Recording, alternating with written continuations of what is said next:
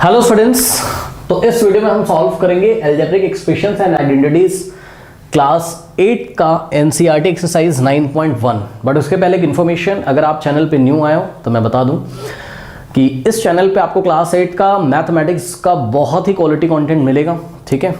और 9.1 के पहले के बच्चों अगर वीडियोस आपने नहीं देखे हैं जिसमें हमने 9.1 का इंट्रोडक्शन दिया है, बहुत अच्छी तरीके से टॉपिक्स को क्लियर किया हुआ है, ठीक है, तो उन वीडियोस को आप प्लीज पहले देख लें। कहाँ मिलेगा? पिन कमेंट चेक करिए। पिन कमेंट क्या होता है? जो कमेंट सबसे ऊपर आ रहा है उसको पिन कमेंट बोलते हैं। उसमें देखिए इस चैप्टर का लिंक दिया होगा, करेक्ट, उस पर क्लिक करिए। सो पार्ट 1 से चीजें आपको वहां पर मिल जाएंगी, correct.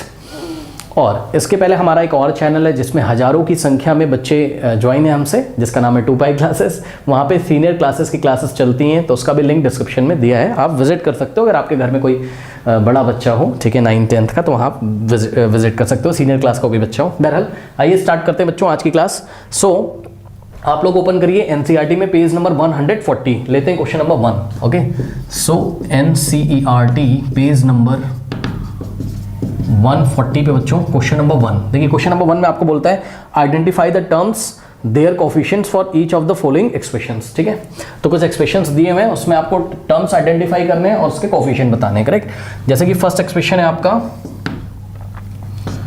5xy z square minus 3zy। तो इसमें टोटल कितने टर्म्स है? 2 टर्म्स है। मैंने आपको पढ़ाया था इंट्रोडक्शन वीडियो में, terms are separated by plus and minus. So this is first term, this is second term. Okay, so part 1 में यहाँ पे मैं आपको दिखाता हूँ, ठीक है। टर्म्स कितने कौन कौन से? एक तो 5xyz square, okay, 5xyz square, ये फर्स्ट टर्म है। और सेकंड टर्म कौन सा बच्चों? सेकंड टर्म ये रहा आपका, साइन के साथ लेना है, माइनस 3zy, करेक्ट। अब कोफिशिएंट क्या होता है? जो न्यूमेरिकल कोफिशिएंट होता है। तो यहाँ पे न्यूमेरिकल कोफिशिएंट यानी कि नंबर कौन सा है? 5 है, साइन के साथ लेना है, तो इसका कोफिशिएंट कितना हो जाएगा? 5। और जो आपका सेकंड टर्म है माइनस 3zy का, इसका कोफिशिएंट -3 है, 3 मत लिख देना, -3 है, ओके, साइन के साथ लेना है। ये हो गया आपका पार्ट 1। नाउ बच्चों पार्ट 2 देखते हैं। सो पार्ट 2 में जो एक्सप्रेशन है वो आपको गिवन है 1 + x स्क्वायर। तो टोटल कितने टर्म्स हैं? 1 2 3 टर्म्स हैं, ओके।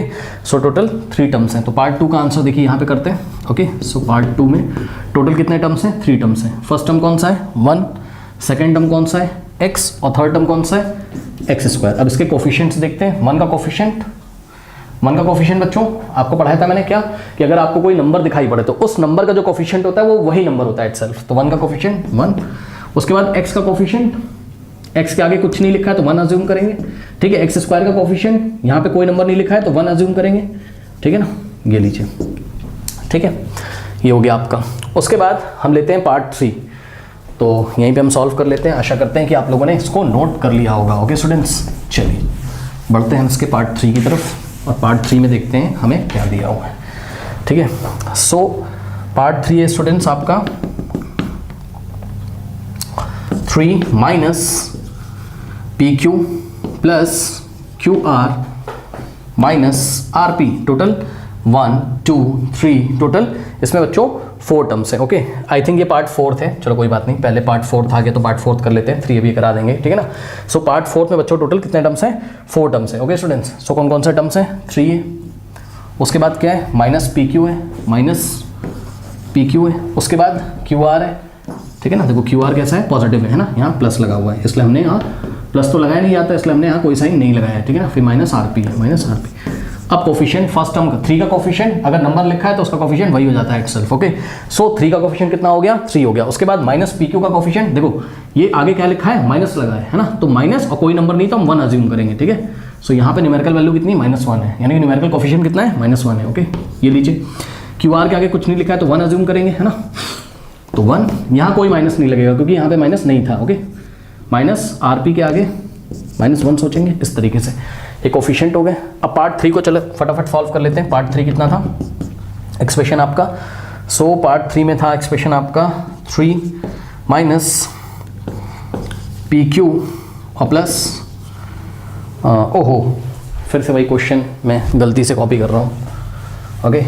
सो पार्ट 3 में आपके पास है बच्चों 4x square y square -4x square y square z square और प्लस z स्क्वायर। टोटल कितने टर्म्स हैं? 1 2 3, टोटल 3 टर्म्स हैं यहाँ पर, ओके स्टूडेंट्स, करेक्ट। नाउ देखते हैं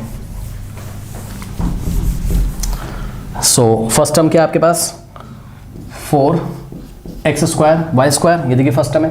सेकेंड टर्म क्या है -4x² y² z², सो -4 साइन के साथ लेना है, -4x² y² z², second term है। और थर्ड टर्म कौन सा आपका z² है, ठीक है ना। और z² के आगे क्या लगा है प्लस, प्लस तो लगाया नहीं जाता है ना, तो ऐसे हमने कॉपी कर लिया। यहाँ पर न्यूमेरिकल कोफिशिएंट कौन सा है 4 है, लेकिन यहाँ पर न्यूमेरिकल कोफिशिएंट -4 है, और यहाँ पे न्यूमेरिकल कोफिशिएंट z² के आगे कुछ नहीं तो 1 अज्यूम करेंगे, ओके। सो +1, तो ये हो गया आपका पार्ट 3 का आंसर, ठीक है। तो बहुत ईजी है मेरे ख्याल से। नेक्स्ट स्टूडेंट देखेंगे जरा पार्ट 5 को देखते हैं, ओके स्टूडेंट्स। पार्ट 5 एक मज़ेदार क्वेश्चन है, यहाँ पे शायद बच्चे कंफ्यूज हो रहे होंगे, तो मैं आपको बताता हूँ कैसे होगा, देखिए।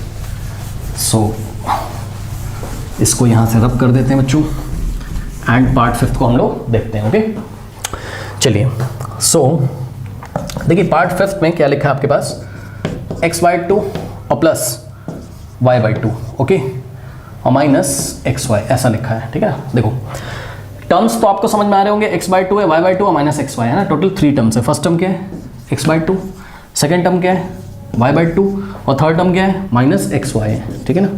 अब कोफिशिएंट में शायद आपको प्रॉब्लम हो रही होगी, तो इसके लिए मैं आपको बताता हूँ, समझो जरा बात को। देखो बच्चों, मान लो कहीं पे x/2 लिखा है, पता है इसका क्या मतलब होता है, इसका मतलब होता है 1/2 इंटू x, डॉट का मतलब इंटू, ठीक। इसको आप ऐसे भी लिख सकते हो 1/2 डॉट x, x इंटू 1 कितना हो जाएगा x, और अपॉन में 2, तो x/2 को आप 1/2 इंटू x भी लिख सकते हो, ठीक है। अब आपको समझ में आ रहा होगा कि यहाँ पर न्यूमेरिकल वैल्यू कौन सा है, न्यूमेरिकल कोफिशिएंट कौन सा है 1/2 है, ओके।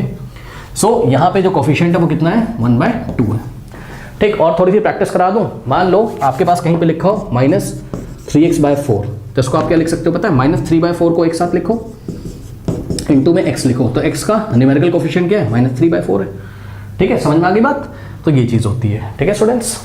मान लो आपको कहीं पे लिखा हुआ है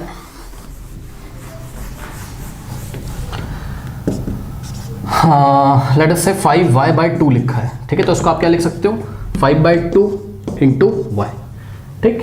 ऐसे भी आप इसको लिख सकते हो 5/2 डॉट y, डॉट का मतलब इंटू, तो 5/2 क्या है न्यूमेरिकल कोफिशिएंट है। अगर यहाँ माइनस लगा होता तो यहाँ माइनस लगा देते, यहाँ माइनस लगा देते, तो y का कोफिशिएंट -5/2 हो जाता है, ठीक है। बस देखो y/2 है, तो y/2 का मतलब क्या होता है 1/2 इंटू y, तो y का कोफिशिएंट 1/2 हो गया, ठीक है ना। आई थिंक आपको समझ में आई होगी बात। तो y/2 का कोफिशिएंट कितना हो गया 1/2 हो गया, क्यों, क्योंकि देखो y इंटू 1 वापस से y हो जाएगा और अपॉन में 2, तो y/2 को 1/2 इंटू y हम लिख सकते हैं, तो y का न्यूमेरिकल कोफिशिएंट कितना हो गया 1/2, करेक्ट। अगर यहाँ पे माइनस होता, मान लो -y/2 होता, तो हम इसको -1/2 इंटू y लिखते, तो y का कोफिशिएंट कितना हो जाता -1/2 हो जाता, ओके। तो आई थिंक आपको क्लियर हो गया होगा, ठीक है स्टूडेंट्स। नाउ अब यहाँ पे देखिए जरा, एक्स वाई का कोफिशिएंट क्या है, आगे माइनस लगा हुआ है, तो माइनस, और कोई भी नंबर नहीं है तो हम क्या जूम करेंगे 1, ओके। सो -xy का कोफिशिएंट क्या है -1 है। इस तरीके से पार्ट 5 भी हमारा कवर हो गया है। नाउ पार्ट 6 देखते हैं हम लोग यहाँ पे, ओके स्टूडेंट्स। नाउ